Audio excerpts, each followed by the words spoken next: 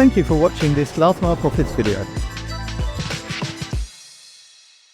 Coli Privé and Paack, marriage made in heaven? Keep watching to find out. Last Mile Profits is brought to you by Parcel Pending by Quadient. Hello everyone. Welcome to our latest Last Mile Profits video. You've probably noticed that once again we've got a different face, Gregor, our publications editor. And the reason is that Gary is somewhere in mid-Namibia. So it's a little bit difficult to get an internet connection there. But Gregor, I think you'll do famously as an alternative for today. Thank you. Yeah, it looks like our followers are going to be missing references to Phil Collins for 3 weeks against all odds. But let's get on with it, shall we? Because there's a lot of topics to discuss. A lot's happened in the last few weeks. Indeed. And for today, Gregor, we'll talk about Paack and Coli Privé, or Coli Privé and Paack. It's been reported that there is going to be a merger of those two businesses, that Coli Privé are going to buy the Paack businesses in Spain and France. And maybe I'll hand over to you because in our double act, you are the reporter. So, Gregor, all yours. Yeah, so this is coming out the the end of June and the beginning of July. This has been announced that Coli Privé, who of course are owned by Ceva Logistics, and who owns Ceva Logistics? It is, of course, CMA CGM, the giant shipping company, who I know for some time have been looking at this idea of having some sort of unified logistics solution whereby you have shipping, you also have road transport or land transport, and on top of that, the icing on the top of the cake, you have last mile in the form of Coli Privé. At least that has been the idea from the start, but as we know, things haven't necessarily been plain sailing, and the French market is not an easy one. We know that the Groupe La Poste dominates. We know that Mondial Relay are clearly in second place, and more recently we have seen GLS make moves to take over Relay Colis out of home points, while Mondial Relay are going to take over a facility from Relay Coli as well. So clearly Coli Privé need to do something, and they've decided to make this move to acquire Paack Iberia and Paack France. So I understand you're a little bit of a skeptic on this. So explain why. So basically, there are a couple of issues. I would say probably the most important one is that as far as I understand, Coli Privé have not been having a particularly easy time over the last couple of years. And I believe there's a pretty similar picture with Paack. So I always get concerned when one of the ways out of an issue is to buy, to merge, and so on. Probably the best example being FedEx and TNT in Europe, at least in Europe. So my number one area for skepticism is all accounts suggest that Coli Privé is not doing particularly well. Paack have had their issues. They had some emergency funding a while back. Is this going to be putting two problem children even together to create one big problem child, or can this really work? So I'd say that's the first thing. The second thing, you correctly noted, Gregor, that CMA is a really big shipping company. And my experience, though, is, and I don't know if you remember from a few years back when Deutsche Post had this strategy that bigger is better. They were buying everything left, right, and center. And the thinking was you create something huge, it's going to work very well. What actually happened at the end of the day, it turns out that small is beautiful, or at least specialist is beautiful. So you ended up having the separate divisions going their own way. So my concern is this. How far can the shipping company support the new business? Indeed, even can, and I know contract logistics, what Ceva does and so on, theoretically, those sort of fulfillment services should fit in, but will they? So said a lot of things. My summary is concerned about the fact that both companies have got an issue, put two problem children together to make a big one. Number two, can the group really support this business to create something really good together? And then maybe the final thing, actually coming on to what you mentioned, super competitive market. Can this work? Yeah, so let's try and play devil's advocate here and think about why it might be happening.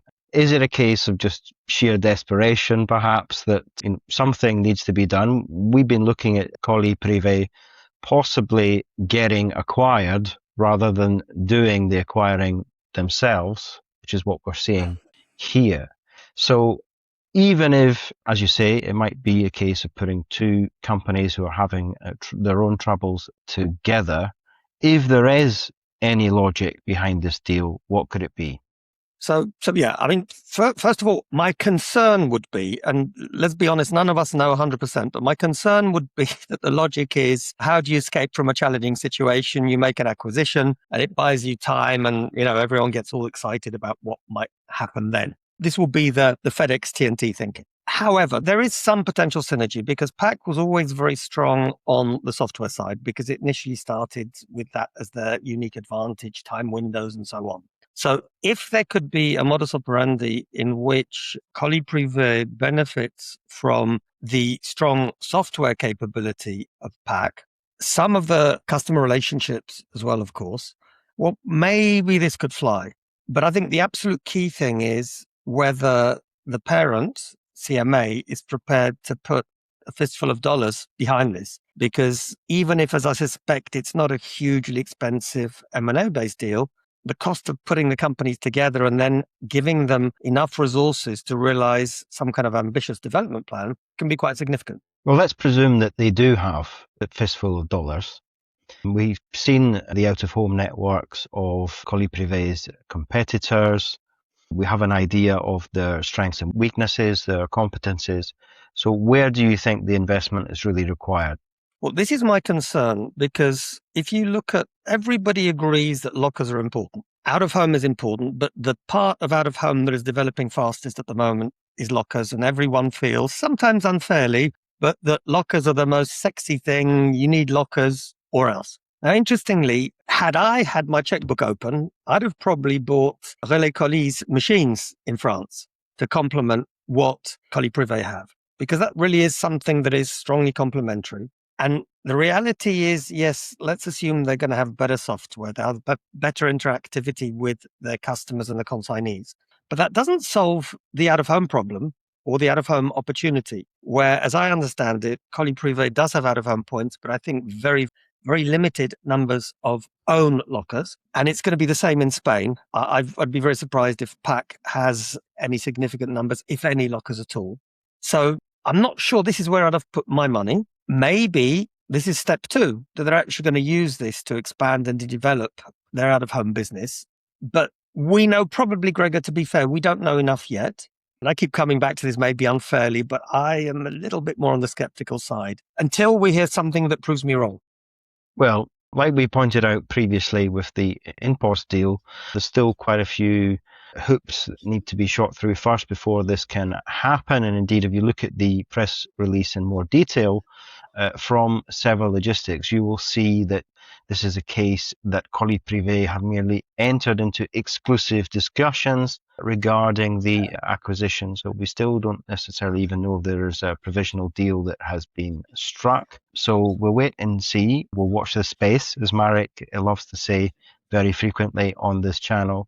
And we'll see how this develops. I'll just make one final point. You're absolutely right. Having said that, my experience is once you have an announcement like this, unless a real bombshell comes out, typically the deal will happen. So, of course, let's see. What will be really interesting if our viewers have any sort of views, if we missed something, is there something important that we didn't pick up on, then please share it, particularly if you're somebody who has recently been with Coli Privé or Paack. And otherwise, Gregor, a real pleasure talking about a really cool topic. Gary, I was looking at the subscriptions and realized that a huge number of our audience actually don't subscribe to watch our videos. Really? That's outrageous. It's a bit like watching the BBC without your TV license. How can we keep it free if people aren't subscribing and letting us know they want more of this content? It's ridiculous. And on top of that, if they're not subscribed, they don't get information about the latest hot episode where you can make one of your witty jokes and we can talk about something that is really important for our industry. If I knew that a single act like that would make sure I got maximum time taking the mickey out of you, I'd be hitting subscribe in a heartbeat. Well, look, so here we have it. Please, everyone, if you haven't subscribed yet, this is your opportunity. Click right now. The button should be there, or maybe there. Do it now and have it done.